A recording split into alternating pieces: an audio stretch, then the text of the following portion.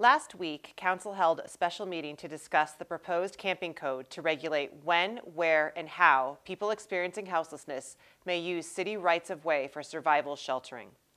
I want to talk with you now about the development of that code, specifically regarding our timeline and the changes we've made so far. Council first started talking about the development of a code to regulate camping in public rights-of-way in June. The real work of providing solutions for our unhoused community members, though, has been underway for the past 2 years. We're rapidly approaching our 2-year goal of adding 500 shelter beds, and that critical piece of capacity building has allowed us to start talking about this code, which adds a regulatory tool to our overall houselessness response strategy. If you've tuned into our process, you know that creating this code has proven to be difficult, and it should be. We understand the need to manage the right-of-way for the public and its intended use, and we also want to help people in crisis on our streets. With that in mind, when we do pass a code, it will be accompanied by a resolution that outlines the city's intent to continue and strengthen coordination with service providers that provide support to unhoused people who are sheltering in city rights-of-way.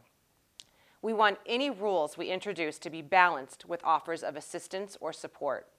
Our city manager has referred to our efforts as aiming towards a holistic response strategy, which I think truly summarizes our intention. At this evening's work session, councilors are continuing our conversation about the draft camping code. It has evolved through many rounds of feedback, including input from community members, advisory groups, the business community, city staff, service providers, and individuals experiencing homelessness. At this point, the main focus of our discussion is time to guide when people can shelter on city rights-of-way. We are trying to answer the question of how long can an individual occupy a right-of-way in a tent or other camp. At face value, it may seem like a simple question, but it involves several considerations, such as alternative options for places people can go, how to help people maintain connections with service providers, factors like disability that might make moving challenging, and the conditions that make moving difficult, like extreme weather. We want a code or a set of rules that works for everyone, for our community members, city officials, service providers, and especially for individuals who are unhoused. The current version of the code specifies 24 hours as the amount of time an individual can spend in the rights-of-way. This would still require a 72-hour removal notice in the event of a violation, which is state law for established campsites. Council intends to pass a camping code before the end of the year. I do also want to remind everyone that any code we pass will not go into effect immediately.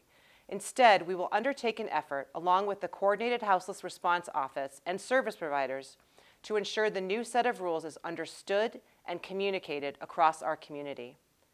There will be an opportunity for your thoughts during the public hearing at our next council meeting on November 16th.